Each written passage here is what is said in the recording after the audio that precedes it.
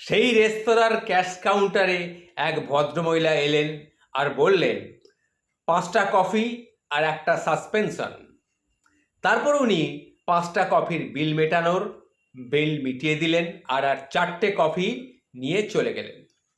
কিছুক্ষণ পরে আর এক ভদ্রলোক এলেন আর অর্ডার করলেন, 2টো লাঞ্চ প্যাক করুন আর 2টো সাসপেনশন রাখুন। উনি 4টে লাঞ্চের বিল মেটালেন আর 2টো লাঞ্চ প্যাকেট নিয়ে তিনি চলে গেলেন।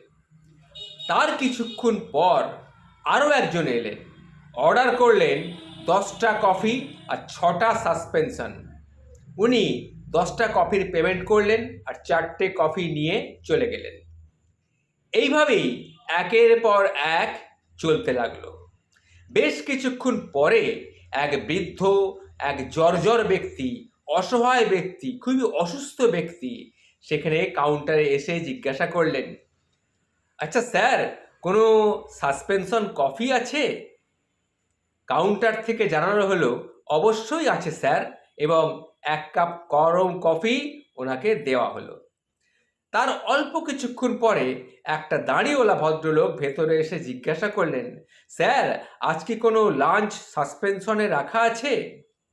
কাউন্টার থেকে যথারীতি সম্মতি জানানো হলো এবং তাকে গরম খাবারের একটি প্যাকেট পার্সেল করে তার সঙ্গে একটি বোতল জল দিয়ে তাকে দিয়ে দেওয়া হলো।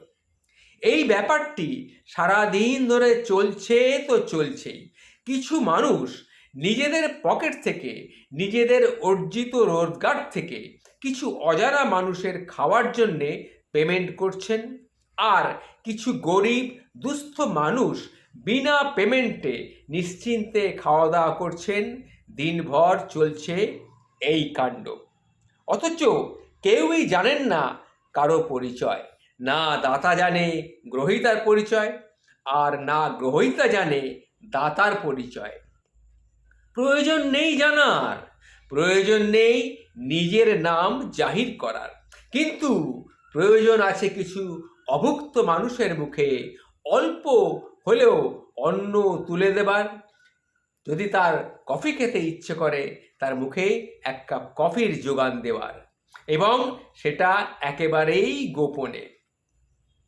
বুঝতে পারলেন ঘটনাটি? মানবিকতার এই চরম শিখরে পৌঁছানো এই দেশটির নাম কি জানেন? এই দেশটির নাম নরওয়ে। এবং নরওয়ের দেখা দেখি এই পরম্পরা এখন গোটা ইউরোপের অন্যান্য দেশেও কিন্তু ছড়িয়ে পড়ছে আস্তে আস্তে।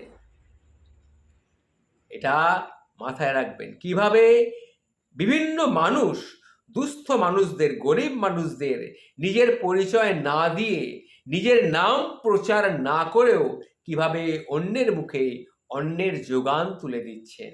এই এত বড় মানবিকতার দেশ হলো গিয়ে নরওয়ে।